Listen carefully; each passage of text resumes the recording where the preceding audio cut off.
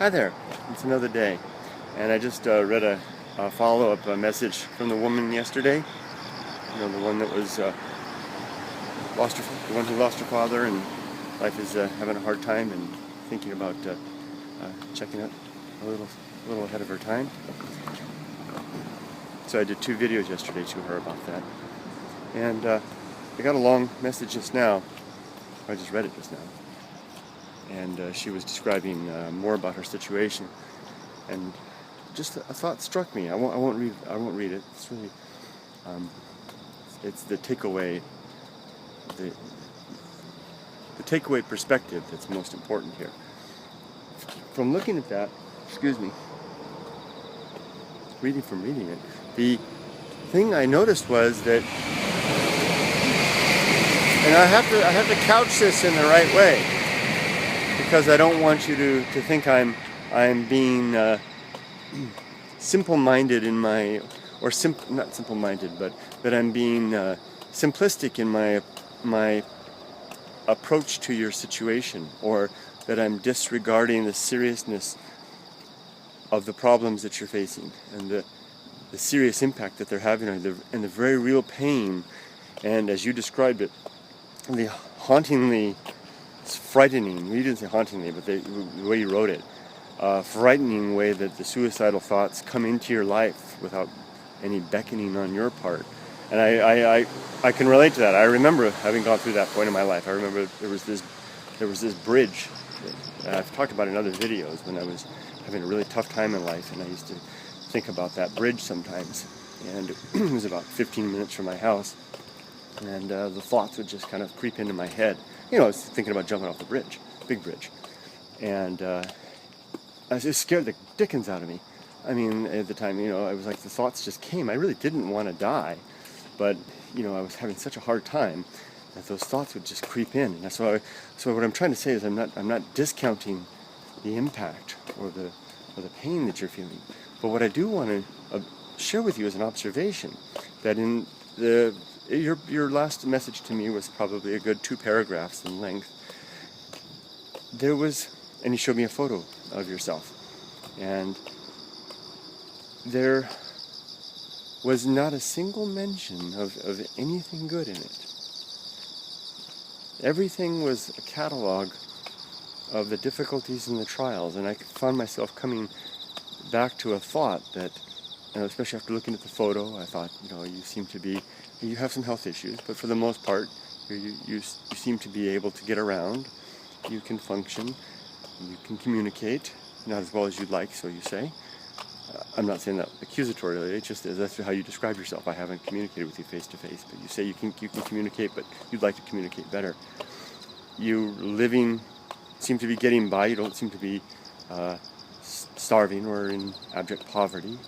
You know where I'm going, right? I don't need to go on. You get the point. Anybody who sees this gets the point. So this video is more or less directed particularly at you, my friend.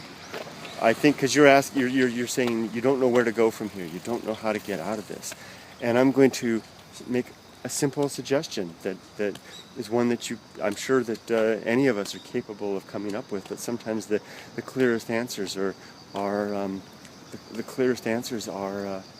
invisible in the heat of the moment, and you're in the heat of the moment now. I'm going to suggest simply a sea change. I love that word, sea change. You know, imagine a ship at sea, you know, pulsing along through the coursing waves, and you know, especially in an old ship of the line or something like that. I had to throw that in. I love that term, ship of the line. You know. Let's not use that, a merchant ship, a sailing ship, okay? And, you know, that's got all the rigging and everything. It wasn't a matter of just pushing a button or turning a little wheel and changing course, but it was a big event. And crime, send seamen climbing up into the rigging, you know, loosen some sails, and tighten others up, and prepare the ship for a big turn, and then make the turn, and redirect into the wind, and figure out a way to make the wind work in our favor for that.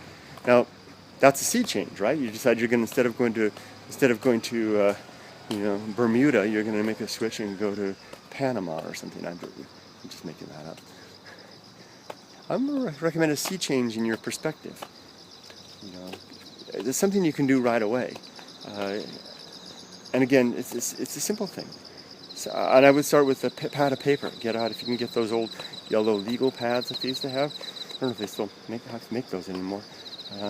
Get out a legal pad. I used to have that on the iPhone, and the first notepad was like a yellow legal pad. I was so excited to see that, because I love yellow legal pads, especially the yellow ones for some reason. They always seem to me, you get one of those and you pop it out, and it's the foundation of something new. You can write anything you want on there, from a drawing to a catalog of items to a list, and then arrange them hierarchically and whatever you want. But you can have a fresh start with a nice yellow legal pad, any pad for that matter. So I would recommend getting out that, and then just simply brainstorming. I'm sure you've heard the term brainstorming, but the rules of brainstorming. I'm gonna say hi to my friend. Ohayou gozaimasu. The rules of brainstorming are that you basically, in case you don't know, you're basically supposed to come up with ideas and not offer any critical evaluation of them. Just throwing the ideas out there. The evaluation comes later. But the one thing you need to do is the category is what's right with my life. Maybe right up there at the top. What's right with what works in my life? What's positive in my life? And then just simply start jotting those down. And give yourself a good, give yourself a good 10 minutes, whatever it takes, to come up with a list. And then there you have it. And from that point, I would like to recommend that you begin applying your cognition. Sounds so. That woman's touching flowers. See that? Did you see that? What she was doing? She was walking along and touching the flowers. That's kind of what I want you to do. I love that. What a great, fortunate thing to see her do that, because it's just at the right moment. It's like, here are the flowers. I could just walk by, right? And I could have my head down, thinking about, gosh darn it, I've got a lot of work to do today, or darn it, my dad's gone. My dad is gone, and I miss him a lot, or whatever the heck, or I lost something, or I've lost opportunities or whatever. But I want you to do is just have on your mind. That woman's got on her mind. Her mind is open to beauty. It's open to joy and positivity. Is that a word? And as she's walking through life. This is kind of a desolate little street here. She finds it, and she's not enough just to admire it, but she reaches out and touches it. She walks by, and the touching doesn't really do much. It just kind of feel, doesn't feel like much, but there's something tangible about doing that, and I'm sure that brightened her up a little bit. Look at her. You can't see her; she's too far away, but I can see her. She's got a good step in her, a lively step in her walk. I think that may be part of it as well. So as you walk along, have that list and touch the list through the day as you go along, right? Touch those items, those flowery items, because here's all the dead stuff up here. This fence with all the dead stuff, and you could focus on that or not focus on anything at all. I'm not talking about your dad. I'm talking about the negativity, the downside, or the bit of flowers along the road and the powers you pass, and now you're into something else, but I've got the memory of them. I had touched them, and I still got the dewy wetness on my finger. I'm doing another cup of coffee today. I'm not supposed to be drinking coffee on my own accord. I decided not to do that, but I've been doing it for the last couple of days because I've got one more day after this on that test. And even though I finished everything yesterday, I'm going to do it. I'm going to get in there with the hardest lessons that I had, the hardest chapters, and I'm going to take them again right up to the end and ready for my test. So I need the coffee to keep me right, because it's interesting, but it's boring at the same time. You know how that stuff is. Anyway, enough about me. I would recommend you have your little list, and then those would be your, and I'm starting to, the hippie roots are coming out. Those would be your flowers, your touchstones through the day. And instead of populating your thoughts with all the things that are difficult and wrong, don't forget them. They're there, they're real. I'm not saying to ignore those things, or you need to keep them on your mind. Ooh, crickets, isn't that nice? Another one. Keep them on your mind. Like, I'm walking along right now and I'm thinking about the things I have to do at work today. But there's the crickets. I can stop for a moment and enjoy them. Touch the flowers like that woman did. Remember the items in your list, and move forward and begin to change both the quality and the character of your days as you move on. I hope that helps. I'm at my bridge. This is where I kind of usually have to stop, because my students are up there, and if they see me with a camera, they're all like, "What are you doing?" Take care, everybody. Bye-bye. Have a good day, and good luck. See you, my friend, and everybody else.